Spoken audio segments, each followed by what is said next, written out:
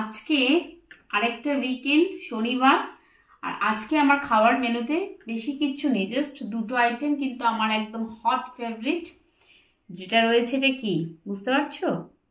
এটা হচ্ছে লোটে মাছ। লোটে মাছ সুন্দর করে একদম পেঁয়াজ শাক টাক দিয়ে একদম সুন্দর করে লোটে মাছের ঝুড়ি যেটাকে বলা হয়, একটু মাখো মাখো করেছি, মানে করেছে সরি আমার মা। আর এইটা হচ্ছে চিংড়ি মাছ, সর্ষে নারকোল সবকিছু দিয়ে একটা ওই ভাপা টাইপের। তো এই দুটো আইটেম আমার অসাধারণ লাগে, তাই বেশি কথা না বলে আমি একটু খাওয়াটা শুরু করি। আর এই শীতকালে তো লোটে মাছ ভীষণ ভালো লাগে। ভাতটা আছে একদম গরম গরম, আমার এই দুটো দিয়েই ব্যাস একদম সুন্দর। এর সাথে একটু ভাতে ভুতে হলে ভালো হতো, বাট ঠিক আছে, মানে আমি একটু শিম ভাতে কপি ভাতে।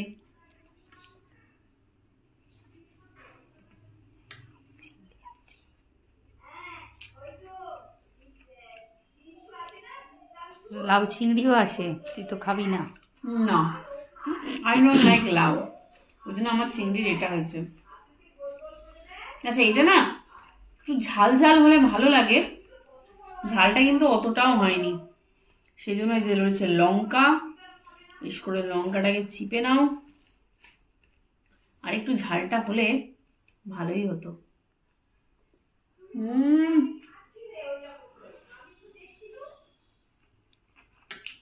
অপূর্ব।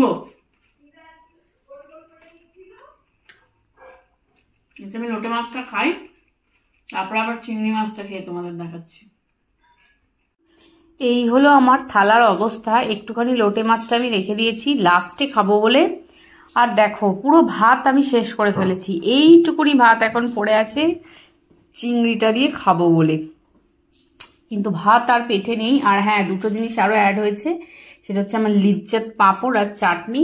ধরো মা, তো এইটুকুনি ভাতটাই আমি খাবো, কারণ পেটে আর ভাতের জায়গা নেই। চিংড়িটা দিয়ে জাস্ট একটু টেস্ট করব। লোটেটা দিয়েই বললাম না আমার পুরো খাওয়া হয়ে যায়। আর চিংড়িটা হচ্ছে এই যে এরকম এরকম যেরকম চিংড়ি হয়, বড় নয়, কিন্তু আমার এই চিংড়িগুলোই বেশি ভালো লাগে, টপারটা মুখে তুলে দেওয়া যায়। বেশ সুন্দর লাগছে দেখতে। এটাও ভালো করে না আগে মাখাতে হবে, জিনিসগুলো না মাখালে কিন্তু স্বাদটা আমি ঠিক পাই না। এবার আমি টেস্টটা করি।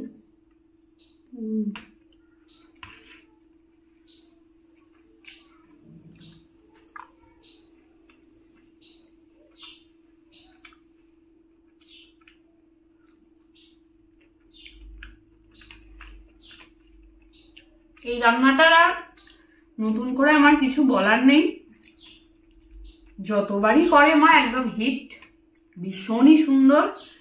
মনে হচ্ছে আমাকে আবার একটু ভাত নিতেই হবে, কারণ এই চিংড়িটা দিয়ে ভাতটা এইটুকুনি খেলে মনে শান্তি হবে না।